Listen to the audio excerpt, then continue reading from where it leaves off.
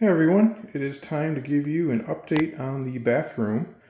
I think in the last video I did the shower enclosure and I did all the caulking on that, so that's basically done other than putting trim around it. And I installed the floor.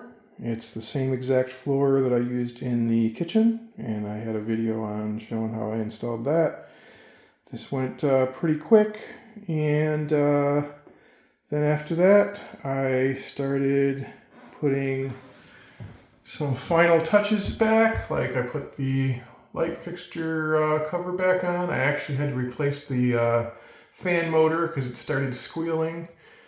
Put the over the medicine cabinet light fixture back. I reused that.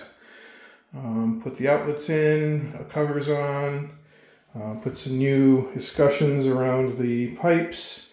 I set the toilet in place. I actually pressure washed the toilet. I took it outside and pressure washed it. I am reusing the old toilet because I like these old toilets. They actually flush really well because they use a lot more water. The modern toilets don't do that. So what else can I tell you? So I don't like using wax rings. I like using these Fluid Master Better Than Wax rubber seals. I've had really good luck with these. So one thing I also like to use, I've started using these Fluid Master Set Fast toilet bolts.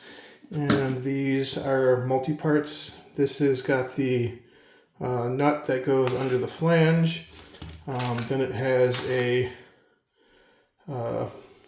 brass stud that screws into there, and then it's got the nut on the top.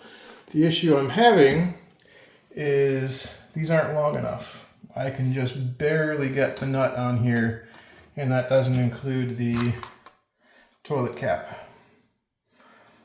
So I had a bit of an adventure with these. I was just looking for some longer studs. These are 5/16, and these ones are 1.5 inches. A 2-inch would be fine. And for whatever reason, 2-inch brass studs barely seem to exist on the internet. I think I saw a McMaster car had them for like $9 a piece. I tried going to local big box stores, Home Depot and Lowe's, for just some 5/16 brass bolts. They don't have them. I could use regular old toilet bolts, but again, I really like using these. Part of the reason is because you end up having 2 separate sets of threads.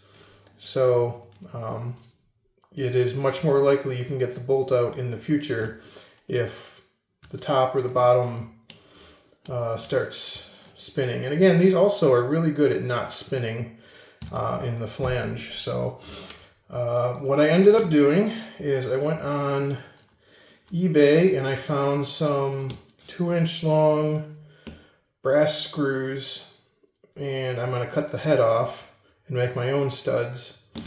But I also found that Fluid Master makes a 3-inch long version of the Set Fast. They're really hard to come by, but I did order some. So I found some and ordered some. They are, I think, almost twice the price as these are, but they'll get the job done. So one of those two, when they come in, I will install that. So over in the other room here, I'm getting the vanity ready. This is the vanity that we're going with. And it's a 30-inch vanity. So one thing that I do that is a little extra is these bottom surfaces are just pressboard, and if these get the slightest bit wet, they will puff up and ruin the vanity. So it only takes like 20 minutes to do. I use some urethane, basically paint it on, seal those lower surfaces. And I think I'm also going to see if I can get some rubber bumpers to put on the bottom here. to again, just help if the floor ever gets wet whatsoever, even just from mopping, or if the toilet overflows. Again, just one water event is all it takes to destroy a vanity or any of these pressboard type material items. So anything you can do to keep water off of them, keep them from soaking up water, will really make it last a lot longer. And I was talking to someone that is very familiar with doing rentals, and I like the way he put it. You are basically fortifying your items to both for renters and for life in general. So this is the vanity cabinet. Over in here, I got the vanity top all set up. I reused the existing faucet. That was in pretty good shape still. That's one of the more newest items that was in this house. Somewhere around 2015, I think, is when this bathroom was remodeled, based on info I found in the medicine cabinet and a few other places that there clearly was a remodel done. And for the drain, I've started using these Kohler clicker drains, the all metal ones. And the reason I started using these is A, they're really nice.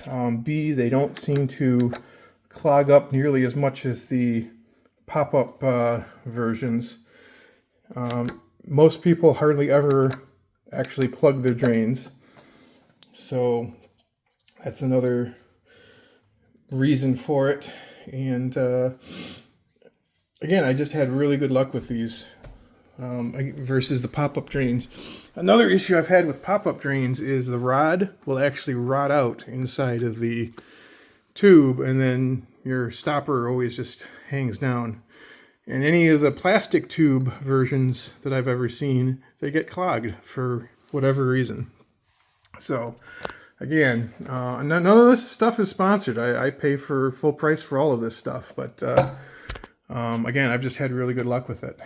And another actually nice thing is this tube is one piece, where a lot of the pop-up drains will have a joint down here, and that joint is prone to leaking, and being one piece, it's less prone to leaking.